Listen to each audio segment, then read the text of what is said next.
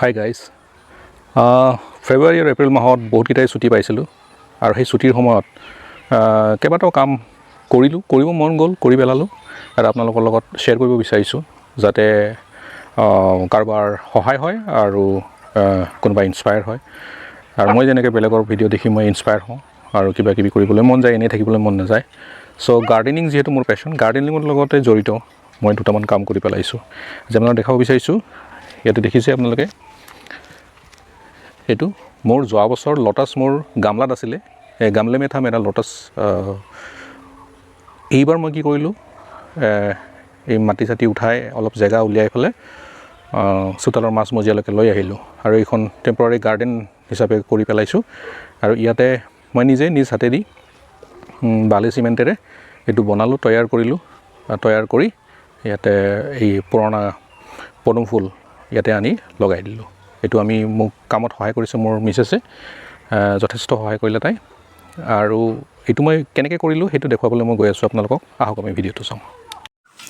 প্ৰথমতে বালি আৰু চিমেণ্টৰ মাত্ৰাটো 4:1কৈ লোৱা হ'ল আৰু ইয়াক ধুনীয়াকৈ মাৰি লোৱা হৈছে।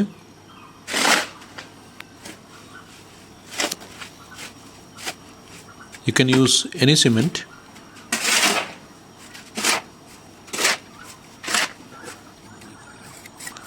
তাৰপিছত আগতে বনাই থোৱা যিটো মানে তলৰখিনি আৰু মজিয়াৰখিনি মানে আগতে বনাই থৈ পানী সোমাই থোৱা আছে, দমকলৰ পানী।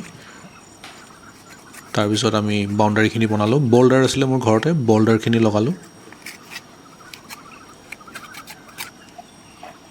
এটা নেচাৰেল লুক দিয়াৰ কাৰণে বল্ডাৰখিনি ইউজ কৰিছোঁ, নট ডেট মানে কি বুলি কয় আপোনাৰ ইটা।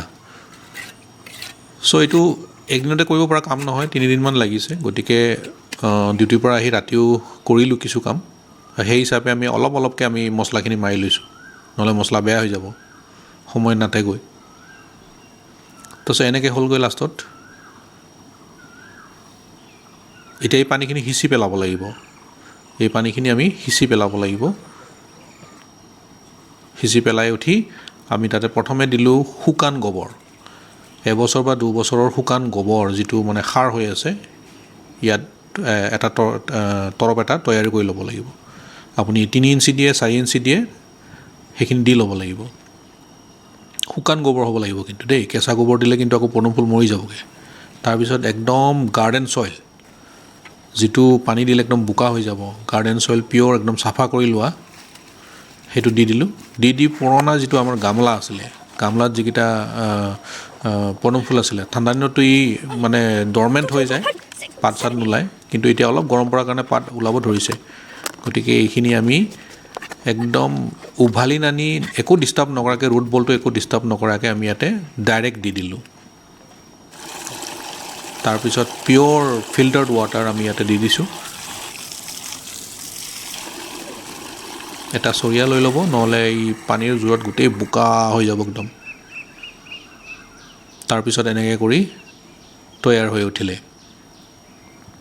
আৰু এইটো হ'ল আপোনাৰ ফাইনেল লুক। পাতো বহুত ওলালে। চ' গাইজ, আপোনালোকে ভিডিঅ'টি চালে নিশ্চয় ভাল লাগিছে, আৰু ভাল লাগিছে যদি নিশ্চয় লাইক, শ্বেয়াৰ, কমেণ্ট কৰিব।